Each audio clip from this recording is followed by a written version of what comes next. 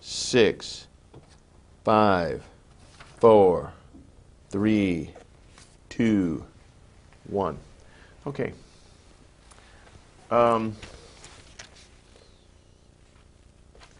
Let's talk a little bit about your husband would get into these drunken stupors, and he would start running his mouth and tell you everything he knew. What did you find was some of the most stunning revelations that that came? Besides the fact that he admitted he couldn't be a Christian and was an existentialist and explaining what existentialism meant to him, which was startling to me. The other parts of some of the things he told me, which really startled me and frightened me, was his attitude towards murder, which he said was not murder, because he said emotions are not involved. His cold, calculating view of the destruction of innocent human beings meaning nothing to him, having absolutely no feelings about ordering others to do that. Now, did he ever carry out some of these murders himself, do you think? Oh, of course, yeah. In fact, he told me about Malcolm Kerr's murder. Malcolm Kerr, who's that? Malcolm Kerr was a British double agent who worked in California. He was one of these joint, these intelligence operatives who worked for both sides. Okay. And he had been in California, but he was doing intelligence work in Beirut, undercover. He was the head of the American University of Beirut, AUB, which is in Lebanon. Okay. Now, my husband was the liaison between the White House and President Jamal, the brother of the first president who was murdered. My husband was involved with assassinations and operations. Okay. He was very upset with Malcolm Kerr because Malcolm Kerr refused, although they were already there, the Marine snipers, the assassins, who were under my husband and General Joy, and Al Gray, of course, were hiding in the dormitory at this university. And, of course, General Gray, General Krulak, General Wilhelm, now Charlie Wilhelm was there. He is now my husband's special boss. And they were undercover there. And they had Malcolm Kerr murdered, simply because Malcolm Kerr would not allow the Marines to stay in the dormitory. Had I been Malcolm Kerr, I wouldn't have wanted rowdy Marine assassins living in a dormitory with children, essentially, adolescent young children, having set, with their perversion and some of their behaviors. So he was put away for that very reason, George told me. Then there was Did he Dale give you Dorman. any details about how he was killed? No, he told me that he had to be gotten rid of because of that. He then said that, and oh, this is interesting, Mary Clark Yost Halab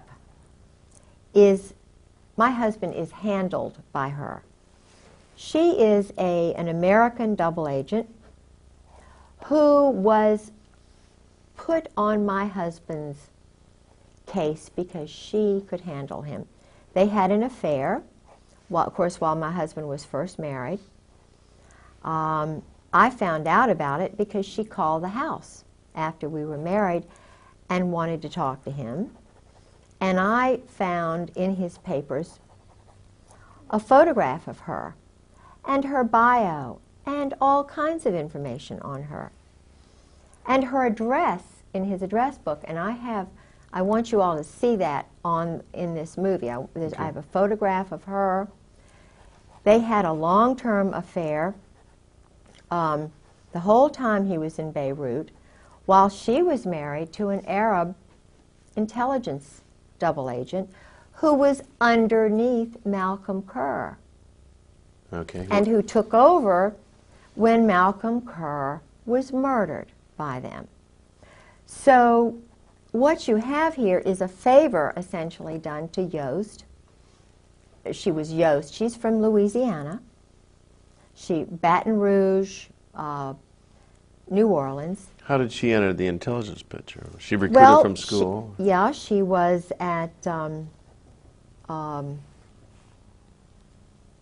to think. I have her bio. Okay. English major, written books on British literature, Phi Beta Kappa.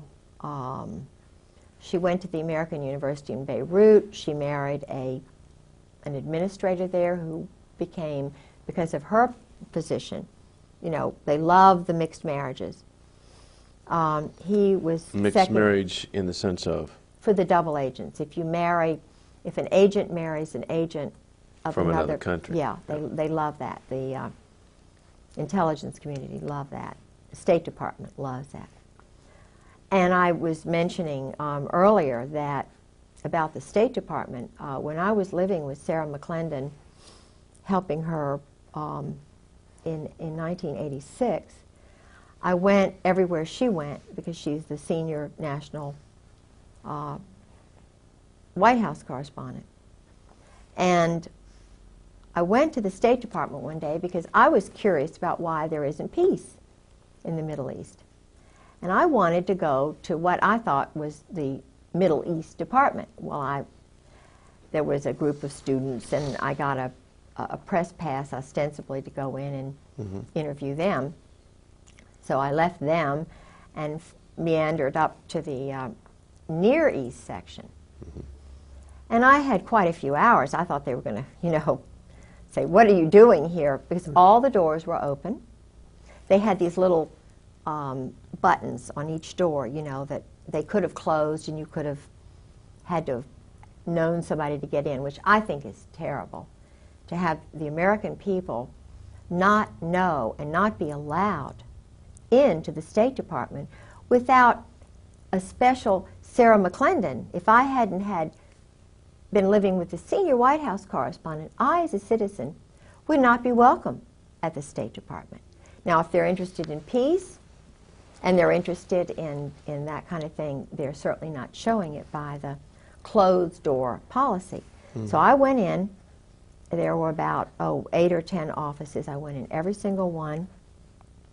I was looking to find out who the leaders were. I knew about Aaron David Miller. I knew about David Satterfield, who really wasn't David Satterfield. His family were Zionists who changed their name, to David Satterfield, who was a Virginian senator back in the 30s, who had a wonderful name. It's like Jonathan Pollard. He took the name Pollard, which wasn't his name, because of Governor Pollard. I was married to Governor Pollard's grandson for 21 years. They take the names of honorable people, and then they're not honorable. And what was his name previous to Senator? He lived, now Aaron David Miller, I think that is possibly his name. It might have been Mueller. And I'm not saying that just because they changed their name they're bad. Right. But what I am saying, that there is this idea that go ahead and change it and be somebody else, kind of a snake, you know, changing colors for the moment, not being honorable and truthful. Saying my family is Rosinski. Heck, I'd be Rosinski. You know, I'm the 8th Catherine in a row from Scotland. It's ridiculous. But my daughter's Catherine and my granddaughter's Catherine. We're just, you know, it's a family tradition. Weird, but we're happy with that. David Satterfield, the reason I went there was because in the spring I went to a dinner. It was either a dinner or luncheon that the World Affairs Council had in Norfolk. And he was speaking.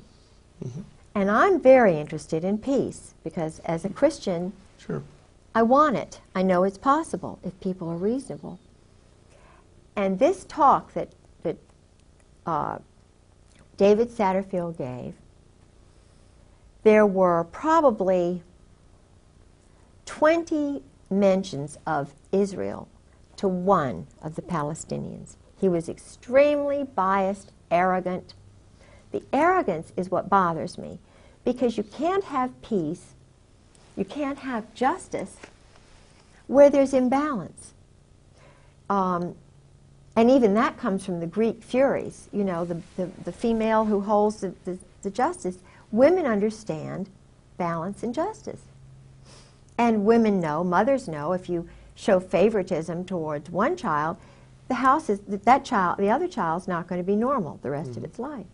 So a wise mother is fair and tries to be balanced, as most families do that are balanced.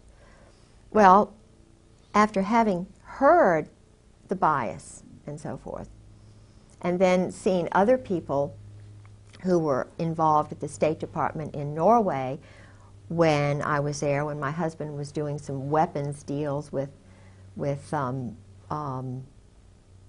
Eigum and some of the State Department people under the table when we were supposedly going to Moss for the mayor, and her husband and George were doing some deals. He's sort of a pilot, and you know, there's a lot going on between Norfolk, Virginia Beach, and Norway, and weapons deals and so forth now because of what they set up in the spring of '95. So I went into the State Department Near East section and found there was not one single Palestinian, not one single Muslim, religious, Saudi, you know, Jordanian, not one Christian Protestant, not one Roman Catholic, not one plain old American, whatever, from Corn Pone. Every single person in all of those offices were either Zionist, Israelis, whatever, and they had pictures all over the wall of Israel, Israel, Israel. They had magazines, Israel Today. You know, I was given a copy of one. And there were yarmulkes, you know, and the Israeli writing. In other words, and I asked one of the women after having gone through about, you know, 4 or 5 of these offices, I said, because I was pretending like I really, you know, I was just kind of wanting to know where the Palestinian office was, you know. She said, well, we handle all of that. We handle all of that. And this is the State Department, the Near East, the part that handles Israel, Jordan, all of these. Egypt. Yeah, the Near East section. Yeah. It was just totally dominated by Israeli. Totally. And at that time, the spokesman, I can't remember his name, he was a Zionist, the spokesman for the whole State Department. Of course, we know that, and I'm not saying that Madeleine Albright is doing a bad job, because I feel as though, being a woman, that she is definitely a lot more balanced than Weinberger when he was there, Eagleberger, Schultz, or any of them. Because I feel as if she's trying to do it, but she's not strong enough.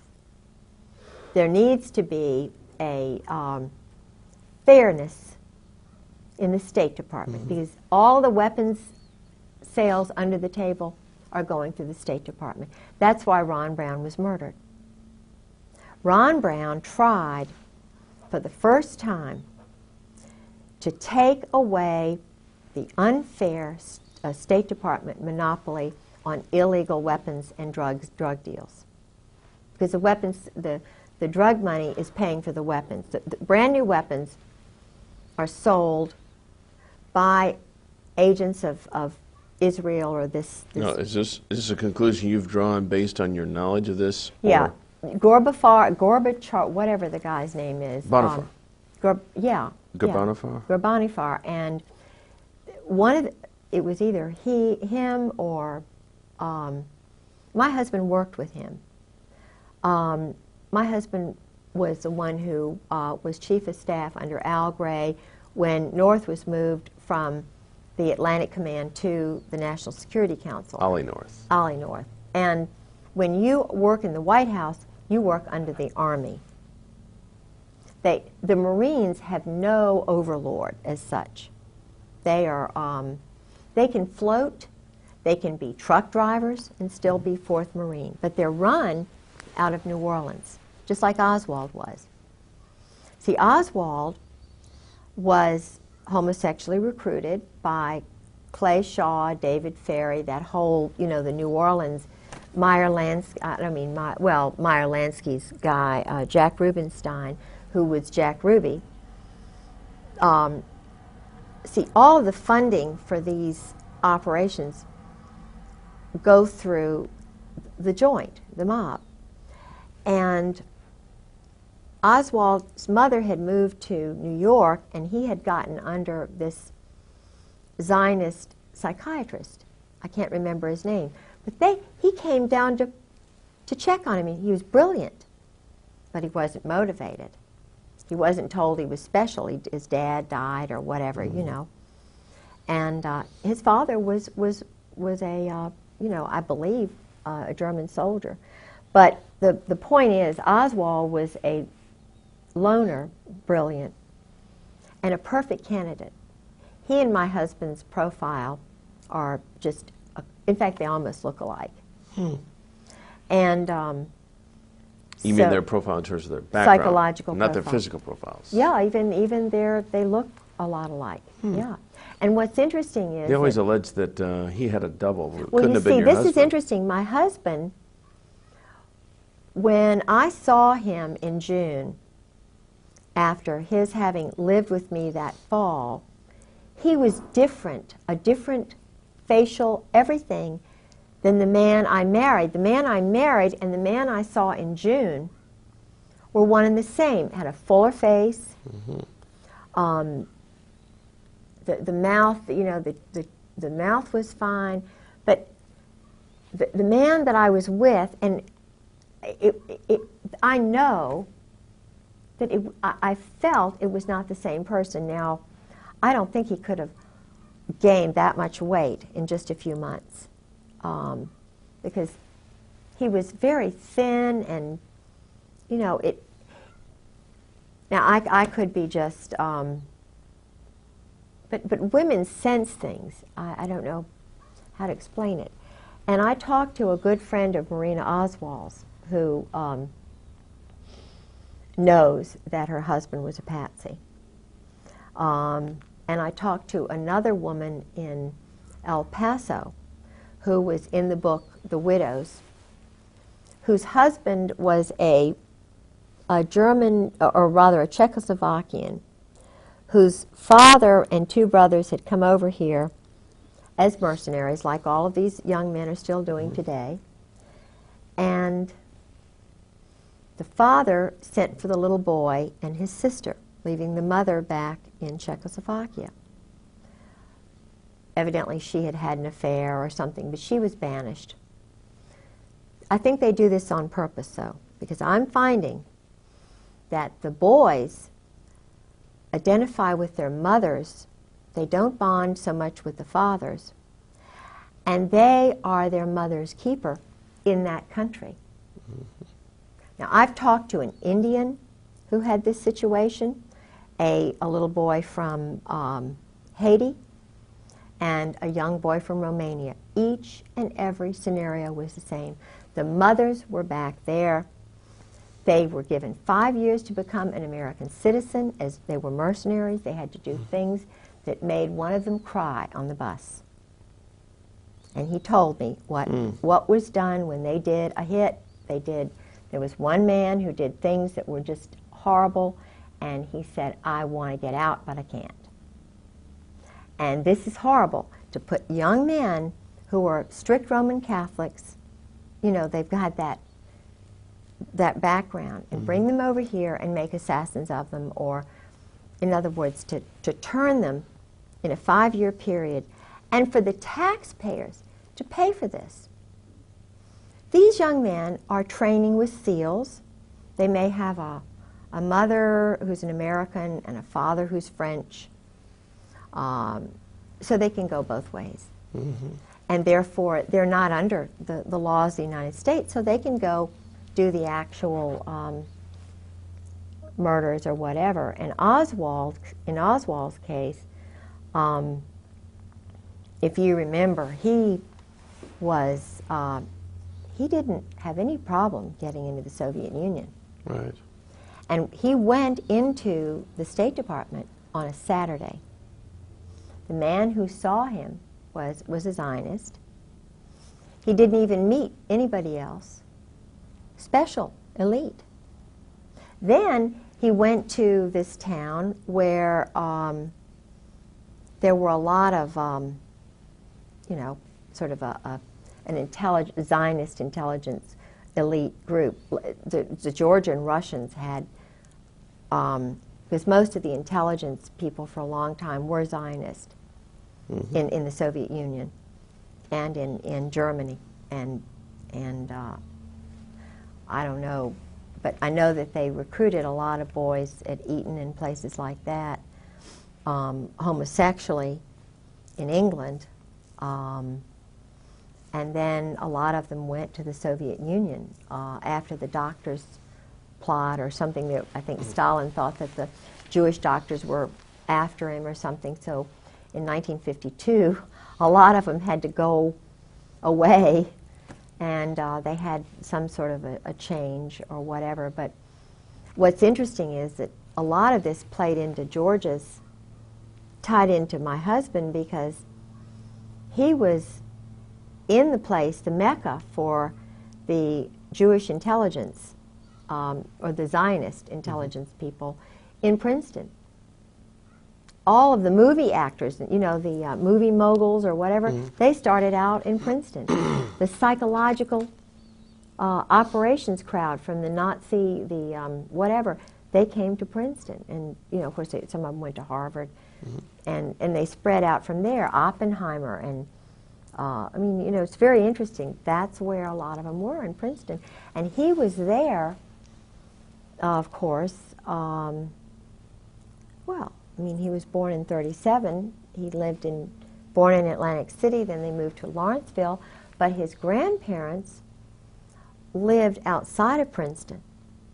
So he had a tie with his grandparents. But then his grandparents wound up moving out to California, so he was really abandoned from the time he was 13. And of course, being under the influence of Charles Caddock, who was the bodyguard for the Saudis, a la teacher. And he controlled the power in the school. The Cheeseborough, headmaster Cheeseborough, of course, gave Charles Caddock carte blanche. Why? Because the Saudis bought a big mansion called Russell House. Caddock was there with the Saudis all alone, and my husband was there part of the time. They would go on outings using Saudi money. I mean, my husband was taught to fly a plane. He was taught to shoot. They went on these, they would get nude and run in the woods kind of thing. Even at Princeton, his roommates told me that he would go out with these men. And when his first roommate said, because he really likes George, and George is a really handsome, I think, a little older now, but in those days he was very handsome.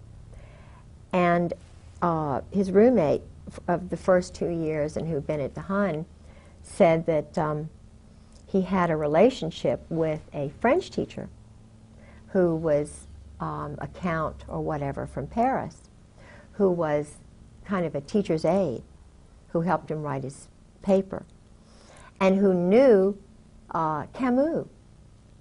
In other words, there was a group this young French teacher, who liked my husband a lot and helped him with his thesis, was also a friend of an older French teacher who was a very good friend of Camus. And Camus was coming over to see him when he was married. Camus is? Albert Camus is an existentialist writer who believed in murder and, you know, sabotage. And the end that justifies any means. Yeah, and he was also an Arabist. They were, you see, Lawrence of Arabia, this group stuff was started by this small group of Kabbalists who were trying to take over the oil. So what they would do would be to find these sheiks and find whichever one would go along with whatever. Well, the Brits were more interested in finding somebody who was fair, you know, not necessarily like that, you know, but then there was a guy named Moose who was in the American State Department who tried to, they wound up, the Americans wound up poisoning this Caddock, got in with the Saudi royal family, the other brother, who wound up getting it. They had a house in Switzerland. The Saudi royals had big mansions on the Aix-les-Rosés is the place where Charles Caddock died, I understand. And my husband, according to the roommates, one in particular, who said, George never lost track. He always kept up with Charles Caddock. Well, Charles Caddock only died in, 1995, 1994. I only heard of him as a teacher in the first 3 years of marriage. But when was he writing Charles Caddock? He was writing him, you know, Charles Caddock and Robinson,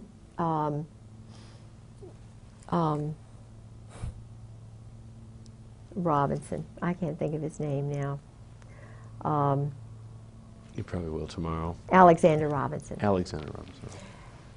Was a Marine, very handsome, young, went to the Hun School, and was in Saudi Arabia, in these places, came fresh from there to the Hun School. Went to Columbia University as a history major, which is an intelligence school. Columbia is a school where, you know, for example, Nussbaum went, who was across the hall from Vince Foster. I believe Ezra Pound went there, but in other words, Ezra Pound knew too much, so they just put him in St. Elizabeth's Hospital. Right. And it was a wonderful Virginian who got him out. You know, in the movie JFK, Yeah. there's a scene where it shows this homosexual. You've seen the movie JFK? Mm-mm. Oh, okay. Well, I presume Yeah. too much, but there was a scene involving Ferry and who's the other guy in New Orleans? David Ferry and Clay Shaw. Clay Shaw. Clay Shaw was OSS. He was also in intelligence, and he was homosexual. Yeah, and they did dress up. They were in that movie, yeah, in complete drag and a real weird thing, and I'm sure that struck a lot of people as very odd that these people would be homosexual like that.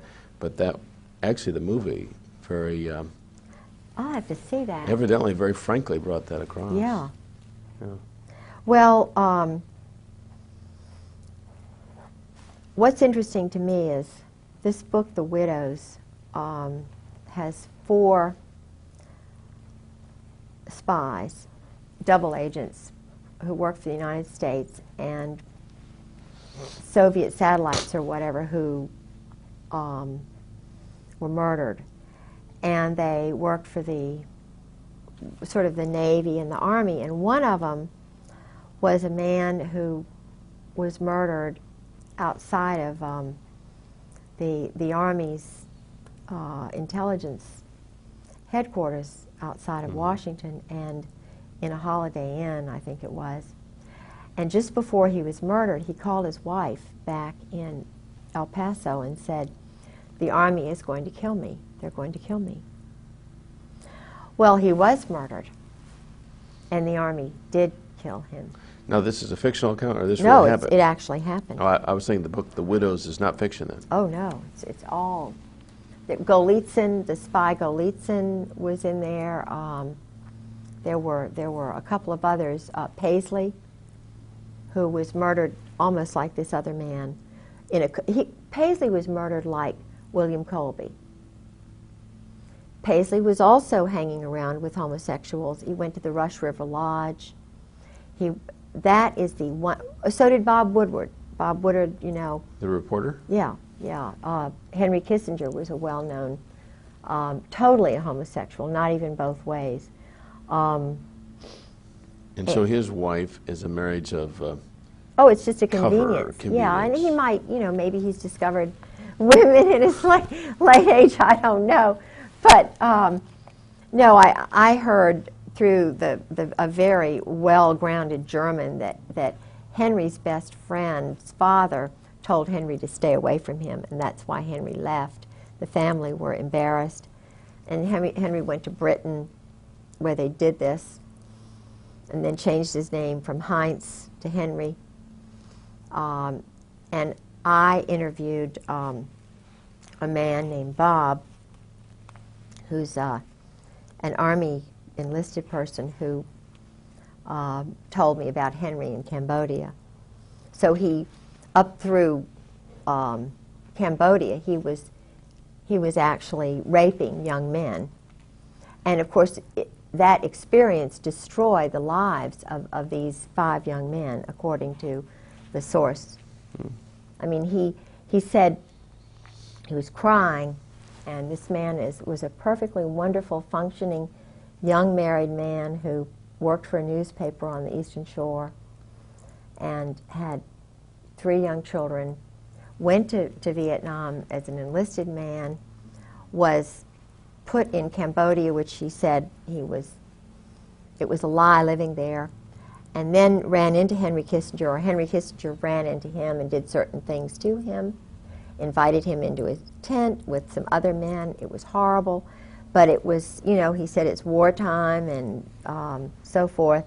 But he said, you know, I could have taken it mentally if it had been a bunkmate or something. But he said, when it's someone like Henry Kissinger who does it to you, you're ruined. He said, I could never, he said he came back home. Oh, and this is interesting, and I really believe that Bob's right. He said, Kissinger said to him, if you ever tell anybody, if you ever mention a soul, it's the end of you. Don't you ever tell anybody. Well, when he got back, when Bob got back, he went to a special hospital, and they were going to keep him locked up forever. Bob? Bob. A lot of the other boys just, you know, my feeling is that he was flagged the way I was flagged when General Gray and, you know, Wilhelm had me flagged because I broke up the go-go dancing in the officers' club. I was labeled a troublemaker because I thought it was wrong for married men to be going out with topless go-go dancers in the officers' club dining room, and I took pictures of it, and my husband, you know, got really mad and so forth. And these pictures today are still with you, or they're missing? Oh, no. My husband, what happened, I had the pictures. I risked my life because he tried to grab the camera from me. I hid it in the women's bathroom, and he tried to get it from me. We had a terrible fight that night. He wanted the pictures, and I mean, I prevailed. I developed the pictures, wrote a very nice Southern letter, wrote the letter to the club manager saying I didn't think it was proper. Had 3 sets, actually 4 sets of the 3 photographs I took made, and I sent a copy of the letter and the photographs to the base commander's wife and to the commandant's wife, and it stopped. But I was flagged, so I know, but this was before Tailhook, and yet instead of being congratulated for helping family values, for standing up for the wives, for showing the Marine Corps the proper place to have nudity and debauchery is not in the dining room of Camp Lejeune. And my husband said, well, this is nothing compared to Okinawa. You just have to get used to it, he told me. Now, I was a colonel's wife. These were young majors, and they were seeing me being talked down to. What do you think it did to them? It demoralized them. The Marine Corps was demoralized. The wives were demoralized, and I did what was right, what Jesus Christ would have done. How can they call themselves Christians and condone, how can Al Gray and Wilhelm and Cook and my husband condone this kind of behavior and flag me as a weirdo? Mm-hmm. So there's something, and that's where I'm standing. I'm standing on what I know Jesus Christ would have done. And if they want to, continue to hound me because I'm telling truth, well, that's just the way it is, because I'm not going to lie and develop a different kind of personality just to please them. Mm-hmm. But anyway, that happened. Well, it's certainly honorable. Now, so then the book, The Widows, continues with... Yes, yes, and I contacted this woman. There was a detective who had to be hired. She knew he'd been murdered. The Army covered everything up. She had an independent investigator, and the interesting thing which happened was that she worked in a toy shop. This isn't in the book. She told me this over the phone. This is Mrs. Yeah, it's like Klein. Well, at any rate. So yeah.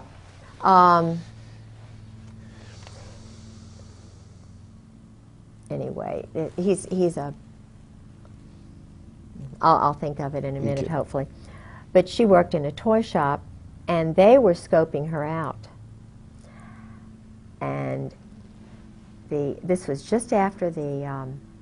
No, it was before he was murdered. It was before he was murdered, because she said she told her husband about this. George Bush and his wife came into her shop and were looking at her. Why? Now, I don't know what that means, but they don't live in El Paso. Why? And he was doing all of the Russian, Mexican, Trotsky kind of work for... George Bush? George Bush. No, this guy. This guy was? Yeah. And this is while Weapons George sales, was CIA director? Right. I believe he was CIA director then. But the interesting thing to me was that why would he scope the wife? Why would he bring Barbara in? Did Barbara know? Was he just using Barbara as a, But she was being observed. And it was shortly before he was murdered. And I know that Parker Host, my husband's friend, has dealings with George Bush. So, I don't know. I know there's a lot to do with oil and Aramco and, Texas and all of that. I know it's very complex, but where I draw the line is murder and assassination and corruption and lies and deception and cruelty to innocent women and children and families, just because they're not elite. Mm-hmm. Just because, now, Mrs. Bush is in the Colonial Dames. So is my mother. Colonial Dames? What Colonial Dames. It's a... Colonial Dames is a very elite group of women, they think they are, who are descendants of George Washington's aides. Oh. And they own George Washington's ancestral home. Solgrave Manor in Great Britain. They run, they have Wilton in Richmond, which is an old house where Lafayette visited. I know there's a connection with Lafayette and the Masons. And I know there's a big Mason contingent in the Warfare Selling Group, because the head admiral in Norway, Igam, no, I think it's, no, not Igam, because he's in charge of the prisons which have the drug lord. He's running the drug lord out of his prison, and he's a friend of George's, Newt Igam.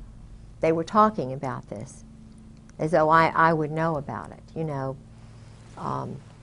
And he has a house or a cottage right outside of Kolsås, Norway, which is where they have their underground, one of their underground bunkers. They have one in Narvik, and they do a lot of the cold weather training NATO does up there. But I know they're doing weapon shipments out of Norway. Okay, we'll call this a wrap for I'm tired. this session. You have done a stellar job. Well. You have done a stellar job. You want to be sure and take all these things. Yeah. They would be secure here, but let's not take Well, any chances. you know, this is not in order, but this is interesting because they're talking about having mercenary guys now, like the executive decision or they're hiring mercenaries. Countries are to do, but it's not just countries that are hiring mercenaries. It's you know, others. This is his Princeton yearbook, and you know what some of the guys are doing this year, which is interesting. Okay, all set. Here, all over.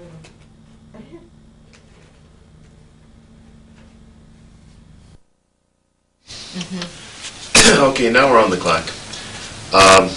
Who have we got here in this picture? All right. Let me just put this here.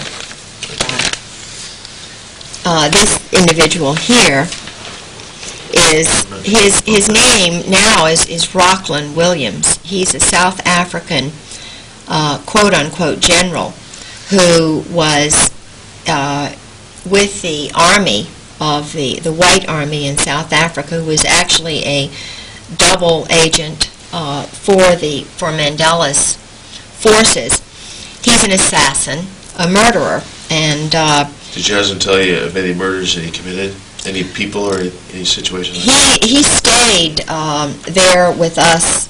He was a guest of the State Department, and my husband arranged. This is my husband here.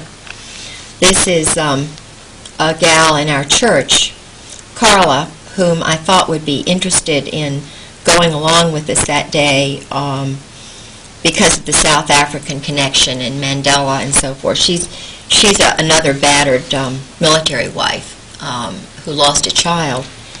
And anyway, she is a very bright lady, and we went this around. guy's name again is? Rockland Williams. He studied in Great Britain after this. Does he have any got other a doctorate. Name? Yeah.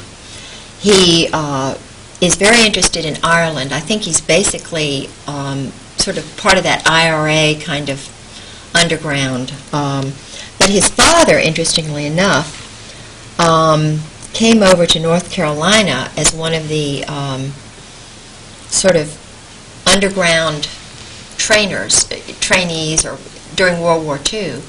They had a number of training bases for communists in this country. And his father trained and lived in North Carolina, but was not from America, which is interesting. All right, now we're on the picture on the right, an individual laying down. That's your husband? Yeah, my husband was a rageaholic. During Vietnam, he had to kill a number of people, and lots of people, and he was suffering from post-traumatic stress syndrome. And the interesting thing to me is that he cannot control himself. When he is drinking, or either at odd times he goes into what's called a berserk state. Okay, so this is one of his passed out stages? Yeah, yeah, and yet he was chief of staff of the... okay, that's good. Yeah, the first picture is of me and Sarah McClendon and General Carl Mundy, who became the Commandant of the Marine Corps after Al Gray, for whom my husband was Chief of Staff. This was at a party at 8th and I Street at the Marine Corps Commandant's house. It was a garden party for the Secretary of Defense. He's a good guy or a bad guy? Oh, bad guy. I mean, he knows what's going on and doing nothing about it, ordering hits and... and where was this taken again? It was in Washington, D.C. at the Marine Corps Commandant's garden party in August of 1996. It was a garden party for the Secretary of Defense and the Marine Corps Commandant Krulak. Who would have taken this picture? One of the military photographers, but they stole, I had at least 6 pictures of that garden party, and I would, because they were coming in my house and stealing pictures, this is the only one I have of that, but it's a picture of a picture, because they didn't want me to have any proof that I had been there, but I was there. Okay. This is a picture of my husband's, supposedly his retirement from the Marine Corps, which you never retire, according to my husband, from the Marine Corps. You're always a mercenary, and you work under the New Orleans 4th Marines, which are under a different kind of law than our country. Napoleonic law is the law of Louisiana. And my husband was always going down to Louisiana. They have a training school for assassins. They kind of hop around from Lake Pontchartrain to here and there. This is General Al Gray, who was the commandant of the Marine Corps at that time when my husband retired. My husband was his chief of staff. This is my husband, George Raymond Griggs. Okay, hang on just a second. Let's get a good shot of Gray here. Okay, who's the guy next to Gray? This is my husband's son. He's not This quite one? right. Yeah, he's kind of a little bit of a, he's not right. And the lady? That's the commandant's wife. He married her very late in life because he needed a 3rd star. Now, who's the commandant? Al Gray, and her name is Jan Gray. Is she a good lady? She worked Has for... potentials? She has potential. She worked for him in his... See, even when he was general, he ran an intelligence operation, which was a contract organization, trying to hook politicians and get them. What is the word? In other words... In compromising situations? Yes. He has and still had and still has an organization which brings in whores, prostitutes, whatever you want to say, who will compromise politicians so they can be used. Jan worked for him in that organization, which was not part of the military. She was a hooker. Well, I don't know. She chain smokes, she sleeps with the dogs and stuff. But when his mother was ill, when he was at FMF Lant, Fleet Marine Force Atlantic, Jan came to stay with his mother because she was on sedation and she may have talked too much to keep an eye on the mother. And then he married her because he would not have gotten his 3rd star or whatever without having been married, because he is a homosexual. He's a well-known group sex homosexual. Okay. And that's my husband, that's me, and that's my son, Garland, who's now married, and I have 2 grandchildren. All right, let's see.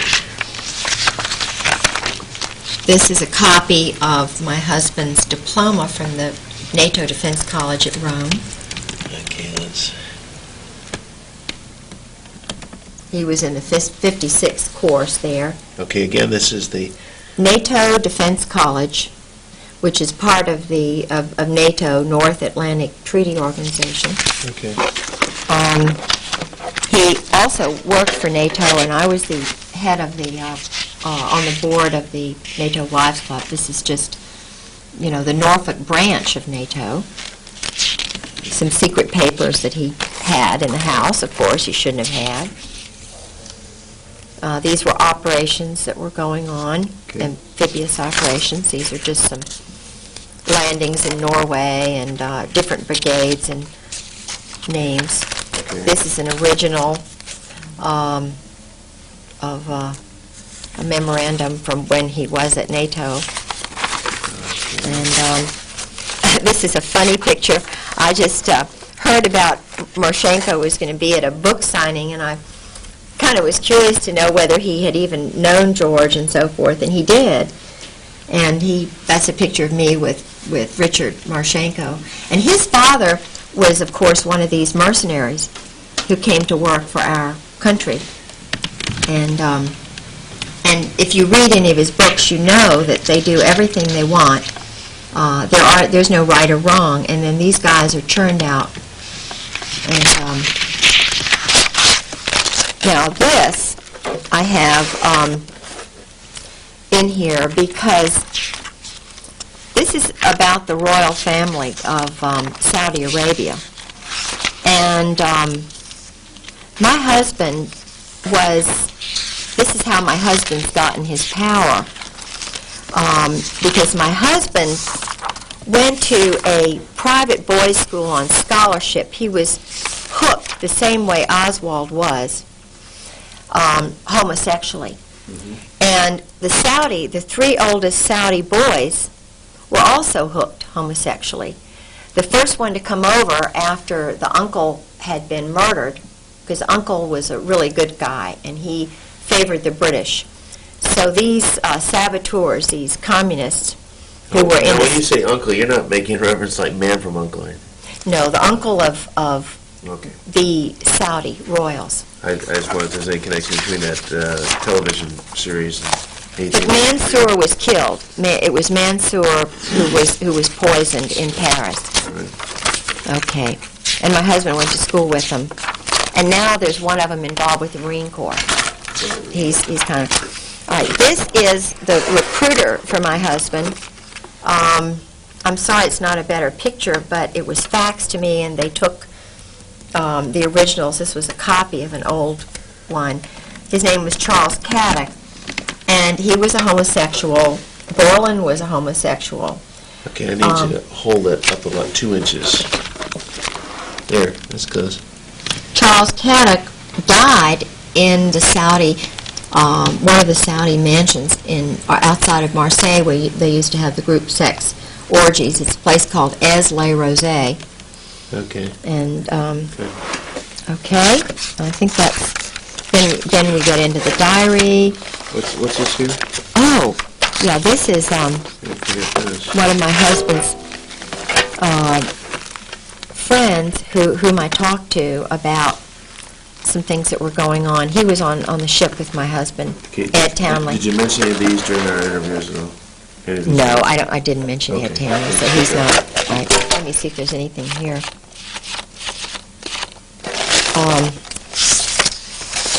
Yeah. When I was going through, they've taken so many of the originals. I met with Ollie Whipple. Now, Ollie Whipple is another Marine intelligence person who told me about Dale Dorman. Okay, do we have any pictures? No. All we need to reduce on this tape here is pictures. Okay. Or documents that are significant to anything we might have discussed. Englehart. My husband's getting mail Major for an Englehart. Joseph Engel. And I know that there's a connection. There's money's being laundered. This is a presidential citation, copy of one from my husband. Okay. Oh, and this number is important because this is not his Social Security number, and you can find out a lot by that number. I think it's It's either 077 170 or, but that number, you can find out a lot about my husband from that. Oh, here it is, 077 670. Hang on a second. Oh. President. These are certificates of what? When he rises in rank. Oh, I see. From one rank to the other. Captain. He went from colonel all the way back. I see. He was, let's see. Now, next step after colonel is general. General. He didn't make general because of his wife's mishap. Yeah. Your stinker. That kind of put him back a little bit. You missed him, huh? Now. No, I mean his first wife. Oh. Her death, yeah. Which was not. Here, he was with the U.S. Defense Liaison Group in Indonesia, Okay. where they were training assassins on Timor. They have a little factory for assassins and terrorists that was started by Mountbatten. Okay. Okay. This is NATO headquarters.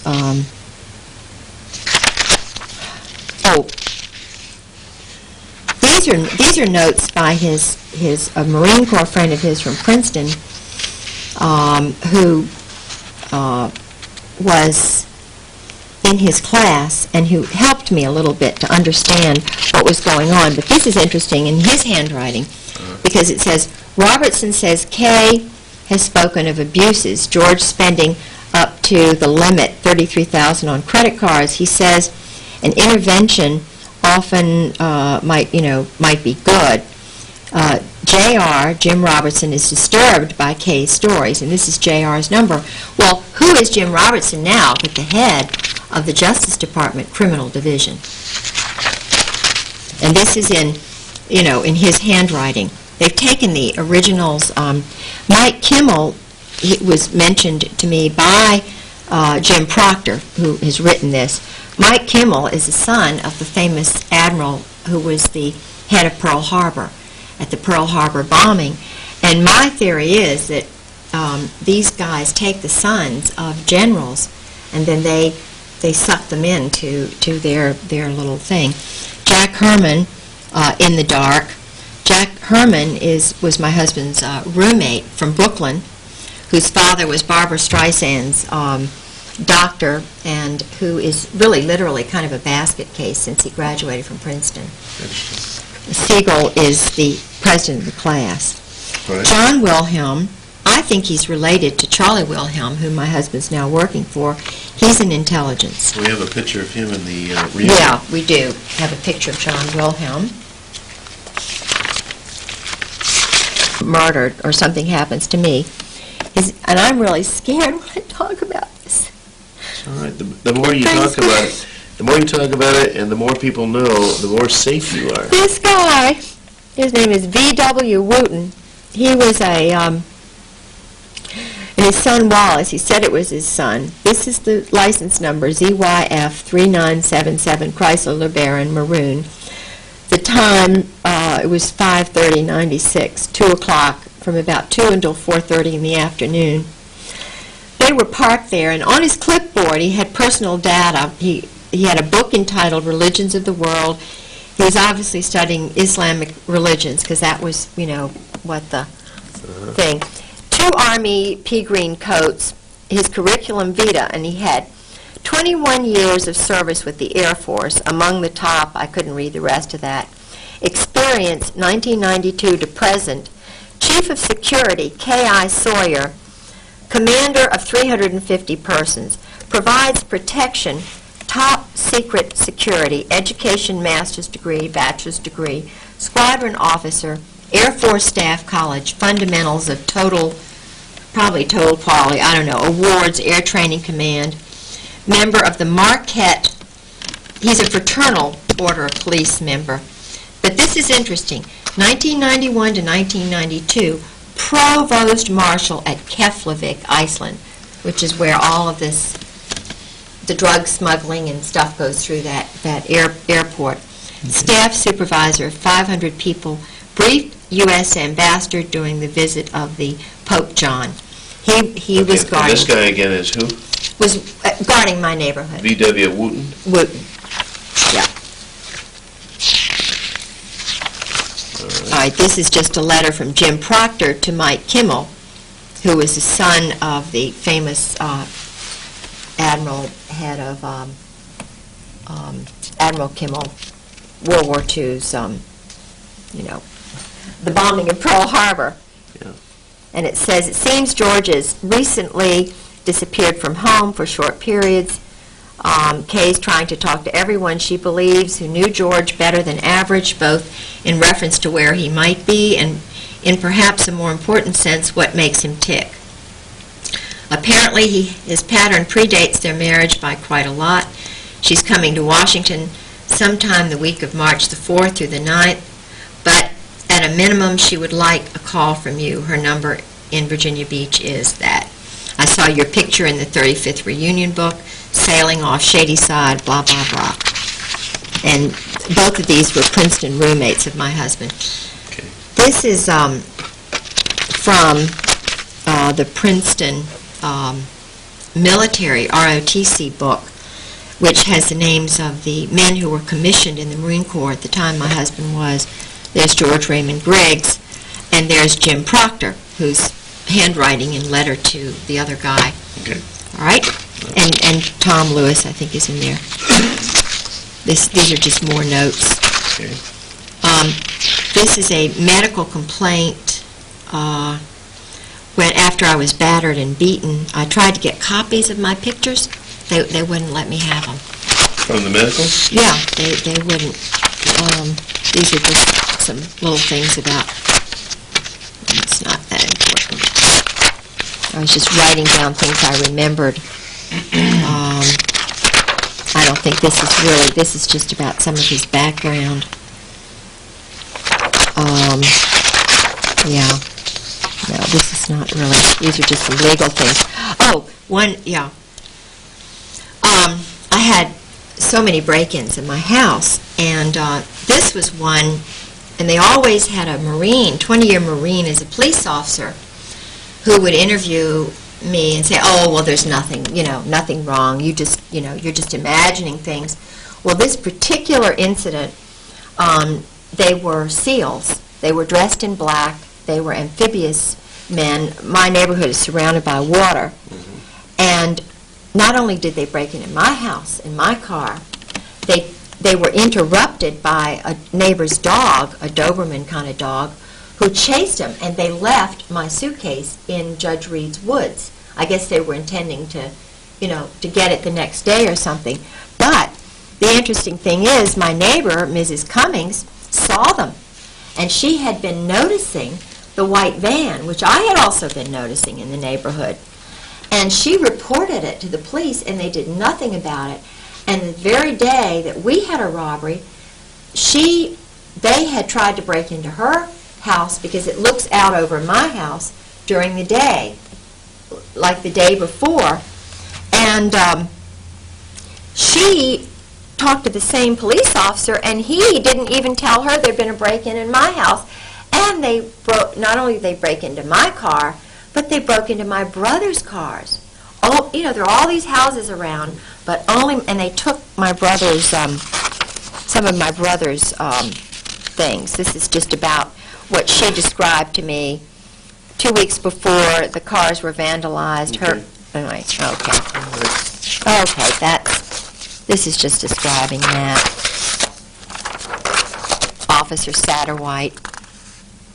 And I would send things to Jewel McGee.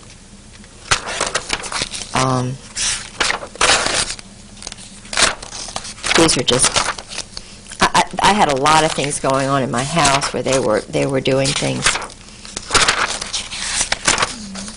Oh yeah, this is from the alumni list of Princeton, and I don't have in other words, the Saudi Royals are in the alumni class list, but they're not in this particular one. But If you call the Hun School and you get a list of the alumni, then you will find the Saudis are there.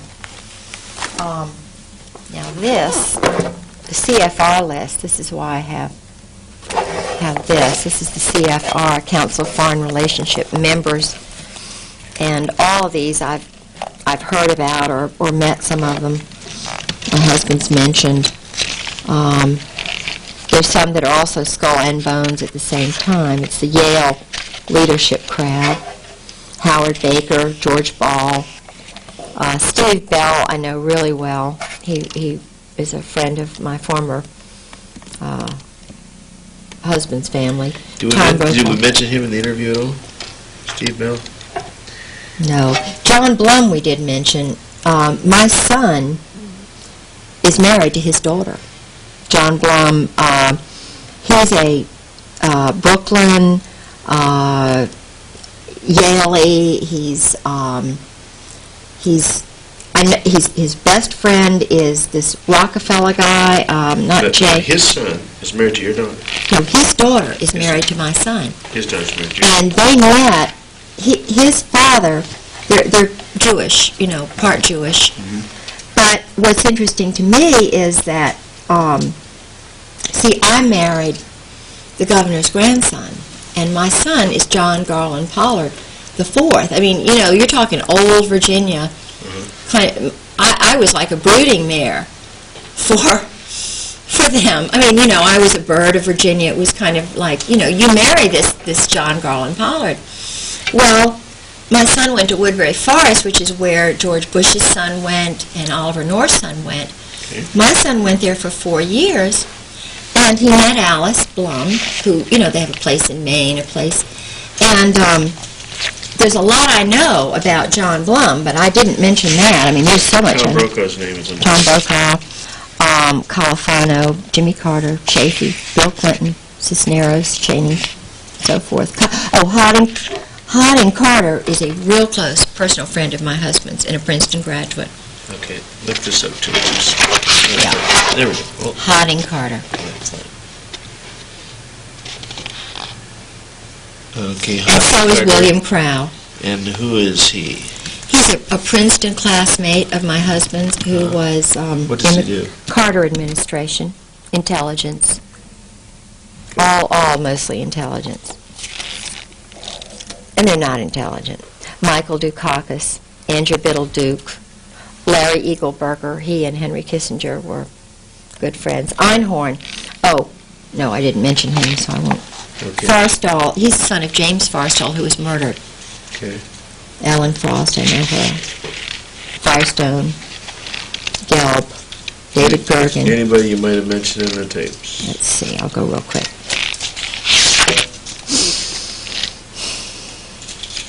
I may have mentioned David Hoopsbat, I think so. No, okay. These are just CFR people. Yeah. Henry Kissinger. Names, yeah.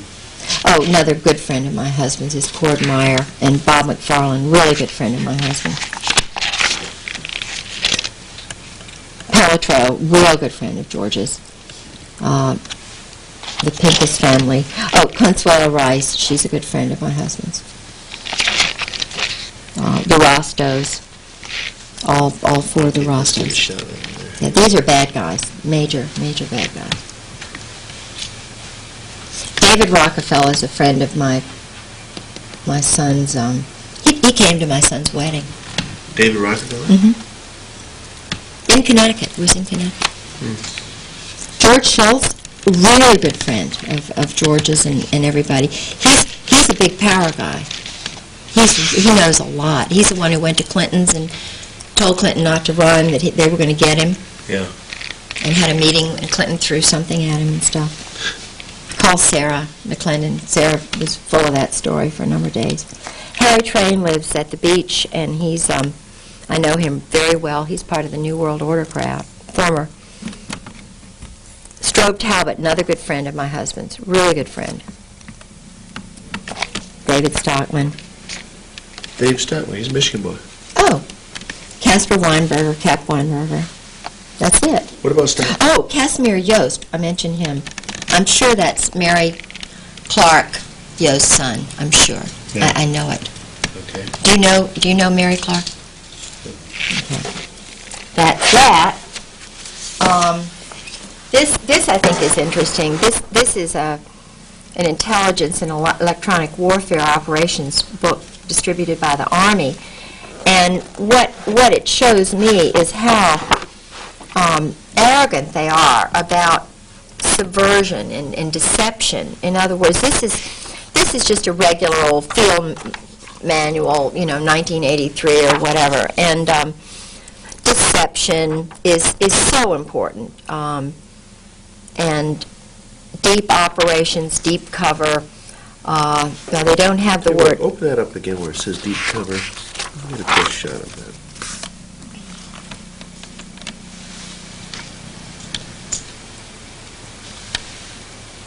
Okay.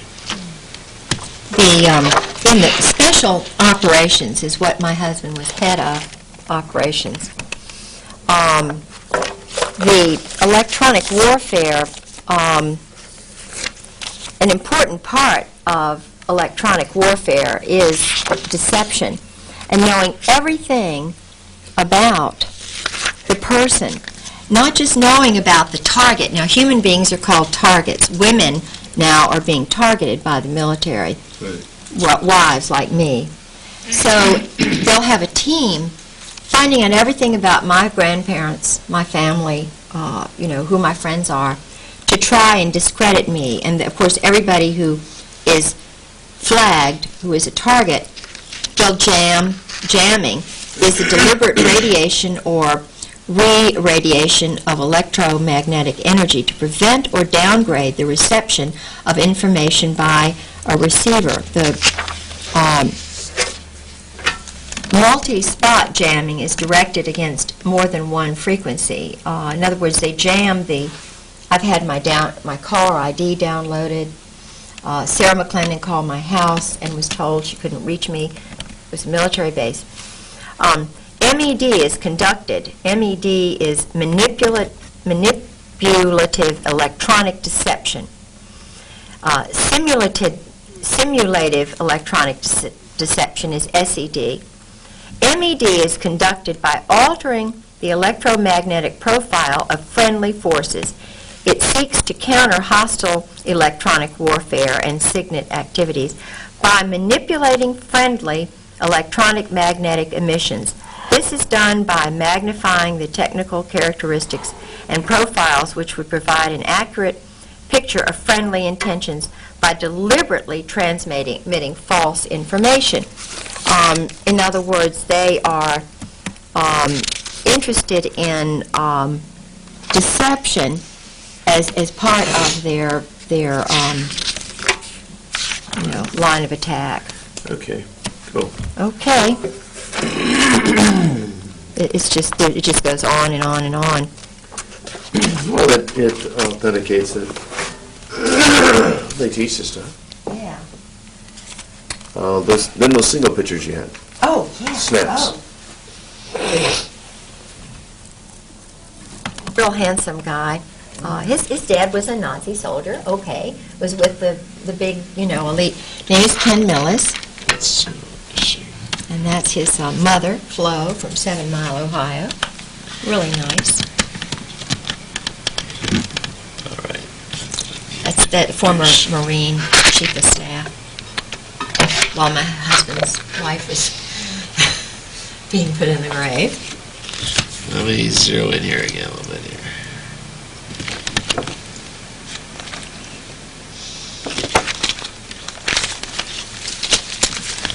This is where I gotta back off a little bit. I gotta get tight on that.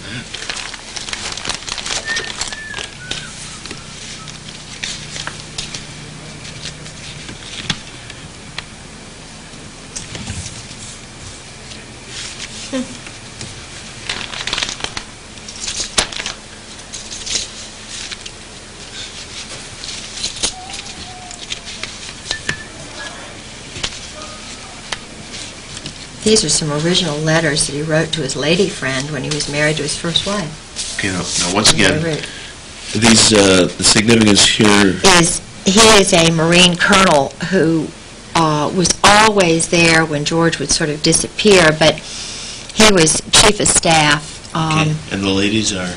His wife and his mother and my husband and me. Okay. Okay. Whoops. Oh, I'm sorry. Sorry. Okay, the other one shows that you're actually human. Yeah. Dog lover. Yeah. Princeton ashtray. And who's in the picture above? That's his first wife's mother and his daughter and his daughter-in-law with the baby that I just prayed that there would be a granddaughter. And this is Melinda, little Melinda, in front of the dollhouse in our yard. Okay. Okay? This is his first wife. Can't tell you what. With a dog. Let's hold those right about, I don't know. Let me put something up so we get beyond. How about this? Here we go. Just use a paper box. There we go. Just lay them on top of that. All right. I never knew Sue. That's his first wife. Mm-hmm. Okay, next. Yep. This is George and his cousin Bob. They're big drinkers in that family. I don't know who the other people are. Okay. This is George in one of his rages.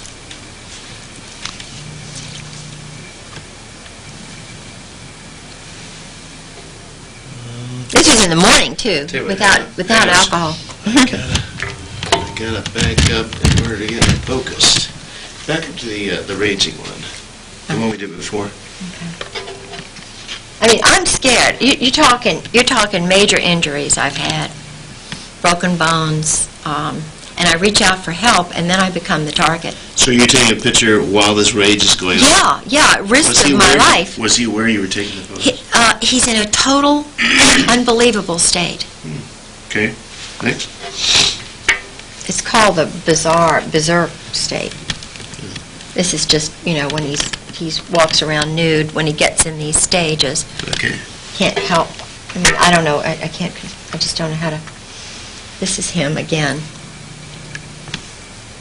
He'd take a lot of the pictures and cameras. He'd break cameras, and because I was trying to get somebody to help me protect my life. Just get some help. Yeah. That's all. I wasn't trying to tell on him or, be a bad. I was just trying to get some help. And I was scared. I mean, this is the normal look. He has the look of someone who's a little deranged. Yeah. Just a wee bit. This is a guy working now for Wilhelm in Florida. I mean, giving secrets away, that's the least of the thing. This is former mother-in-law and me, Cody. Here he is in his bedroom. Okay, now, his particular state of mind here is what? He looks a little defiant. Yeah. Well, what's he doing? It's fine if he's a nudist, but, I didn't know that. He didn't say, I'm a nudist. It's just, it's like I was married to a stranger. This is the George that I thought I knew. Okay, I'll tell you what, on that picture there. You know that little rule of thirds I told you about? Yeah. Whoever took that picture did not know about it. Oh, right. They have the on the bottom third, not the upper third. Where was this taken? At the Norwegian lady statue. Okay. And this had to do, they gave me a Norwegian Viking ship that day. That was the port master of Moss, Norway, George. Okay. Happy George. This is another, I think we have that one. Oh, let's do a Happy George, too. Yeah, let's do Happy George. This is George on Melis's boat with his little Princeton hat, and we're going out in the boat. Okay. And this is, again, the one on the when he was just, he wouldn't eat for 2 days, you know. Just, passed out, okay. yeah. This is him in the yard. He'd do that nude in the yard, you know. It was just so, well. Bizarre. Yeah. Now, he had the ménage à trois, ménage à quatre with this couple. This is his wife, Sue, who's with Jim Earl, and this is Nancy Earl and George. And they would do the group sex, you know, the swinging or whatever you call it. And I had lots of people tell me that, and yet he's, you know, very trusted, and they know everything kind of about him. This is another woman he was sleeping with in Beirut, whose husband was the assistant director at the American University of Beirut, who was an Arab. She was an intelligence person. And her son is Kashmir. Okay. This is just, you know, some bruises of me. That's not very nice to look at. There are injuries. This is George with his booze. Let's see it. But he looks like a little happier, George. Oh, he's always smiling when he's drinking. Bless his heart. You know, he's always smiling. Okay. I'm trying to... this was a secretary in Indonesia that, and I know this is kind of terrible, but he and Anne Bouchou's husband and George, they would all sleep together. He went to visit her parents in Australia. And he told me about that. Now this is Louis Buell, the famous general, who was the one who was going to get him, you know, he was going to be a general, but Louis died too soon. There's Louis again. Here's Halab's address. You can tell that, you know, he tore it up. But I went and retrieved it. There's Halab and company, Halab. And these are just some letters to Anne Bouchou, another person. That's basically it, I think. I think we've got all of it. Okay. That's it. Right, then any other photos you... Yeah, when would that have been? Oh, 93, somewhere around in there. 94. November. Hang on a second, don't move it. Okay.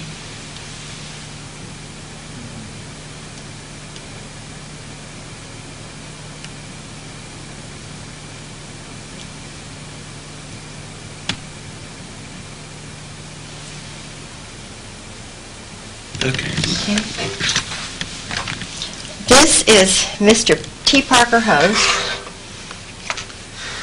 Burma assassin, friend of my husband's, owned one shipping agency when he met my husband, knew he was a friend of George Bush's, wound up with 8 or 9. Changed from being a Democrat to a Republican to introducing George Bush in '96 when he came to speak to a banquet that he arranged ostensibly for John Warner.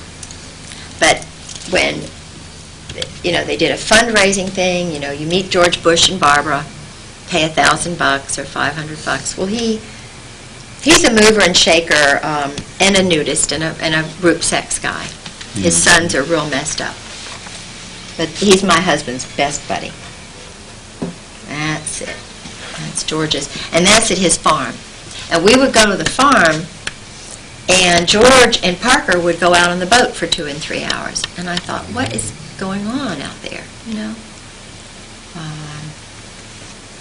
Okay. Here's a little thing about T. Parker Host, became chairman of T. Parker Host Incorporated. David Weibel. You know, that's just Parker. Okay. This is his wife, Anne, and I introduced him to her.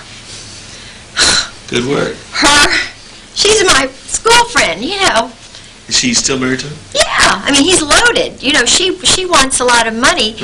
Her uncle is one of the guys who went to the moon, Collins. Her grandfather was this big Army general, so I didn't know Anne was all that well connected to the Army. Her uncle was head of the Army's big, after he retired, library or, their records. Yeah. And her grandfather, Lawton Collins, was the head of Vietnam before, you're talking major, if you're Army, interested in the Army. Mm-hmm. So I introduced her to Parker, and he was just a little, anyway. What's the next one? Okay. George and the Earls. Oh, that's the swap. The swap. Swap team. Mm-hmm. Swap And team. within that picture, each maid is swapped. Yeah, exactly. She's not standing behind her Oh, husband. no, and they're not sitting with each other either. They sit on top of the other's lap. Yeah. Now, this is a Norwegian couple. No, you don't need to see that. Oh, this is the way he left the kitchen Yeah. when he took off. Okay. That's his beer machine there, by the way. Okay, this is just us at a wedding. Oh, that's a nice picture. Okay. Validates the fact that you spent time together. Oh, yeah. And there's even a date in this particular photo. Mm-hmm. Hang on a second. 94, 10/15, 94. Let's see.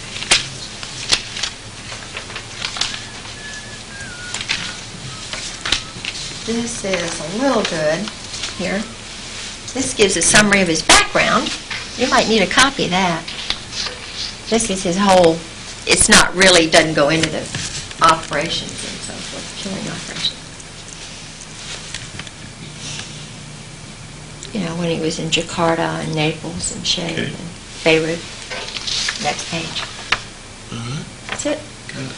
I think that's all. All right, and when you get back to Northville, any more photos you can find of any kind, here's what I would suggest you do. Go to Kinko's and just arrange them. Like if they're little ones, just arrange them so they fill up with 8.5 on them sheet. Right. Have them make copies of that, and then you could cut those out, flip them over, and explain On the back. what they are. All right. Fire them off in the mail immediately. Okay, will do. Thank you. I feel better having it down somewhere, I've got some things